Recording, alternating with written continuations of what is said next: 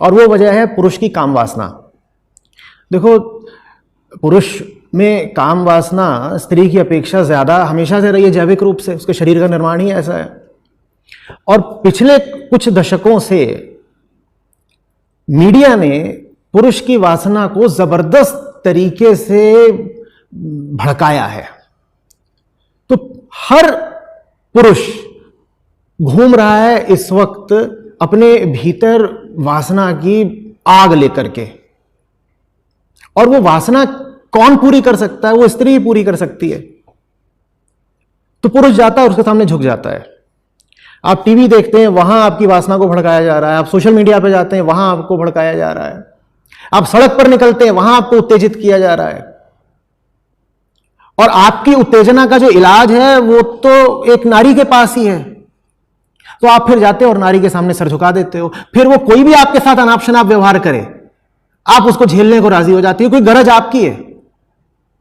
आप कहते हो अगर मैं सर नहीं झुकाऊंगा तो मेरा जो वासना का स्वार्थ है उस महिला से पूरा कैसे होगा? और वो महिला भी इस बात को पकड़ चुकी है कि मैं इससे कितनी भी बदतमीजी कर लूं, दुर्व्यवहार कर लूं, इसका शोषण कर लूं, ये लौट लौट के मेरे ही पास आएगा, क्योंकि इसकी जो स्थिति है वो कामुक कुत्ते जैसी है। ये लार टपकाता पीछे पीछे मेरे आ ही जाएगा। तो इसकी वजह से अगर कोई महिला ठीक ठाक भी होती है तो उसका प्रेमी या उसका पति कर देता है। देखिए, महिला को सम्मान मिलना चाहिए उसके ज्ञान से, उसके गुणों से, उसकी आंतरिक शक्ति से। लेकिन आप जब उस महिला को महत्व देना शुरू कर देते हो इस वजह से कि उसका तन आकर्षक है और वो दिखने में बड़ी कामुक कामिनी सी है, तो आपने उस महिला को जबरदस्ती ऐसा अधिकार दे दिया जिसकी वो पात्र नहीं थी, उसे मिलना नहीं चाहिए था। लेकिन आज बहुत ज्यादा ऐसा हो रहा है कि बहुत सारी महिलाओं को बहुत ज्यादा सम्मान और प्रसिद्धि सिर्फ इस बात पर मिली जा रही है कि उन्होंने अपने तन को एक आकर्षक तरीके से सहेज के रखा हुआ है और वो अपने तन की नुमाइश लगाने को भी तैयार हैं। और उनके पास वो बुद्धि है, वो व्यापारी बुद्धि है जो जानती है कि शरीर का इस्तेमाल करके किस तरीके से अपने हितों की पूर्ति कर लेनी है। तो ये 3 कारण हैं जिसकी वजह से आलोक आज अब हमें कुछ मामलों में ऐसा देखने को मिल रहा है कि महिला भी शोषक बनी जा रही है। बहुत हद तक उसका जो जिम्मेदार है वो स्वयं पुरुष है। हमने 3 कारण कहे ना, हमने कहा कल्चरल कारण, हमने कहा फाइनेंशियल कारण, हमने कहा पर्सनल कारण, व्यक्तिगत। अब तुम देखो, जो कल्चरल इलिटरेसी है वो अगर महिला में है तो पुरुष में भी है।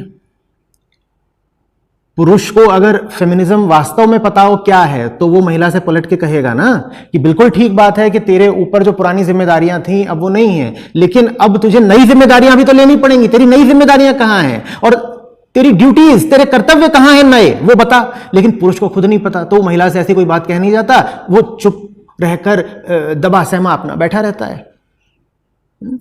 जो दूसरी बात है पैसा देने वाली, आप क्यों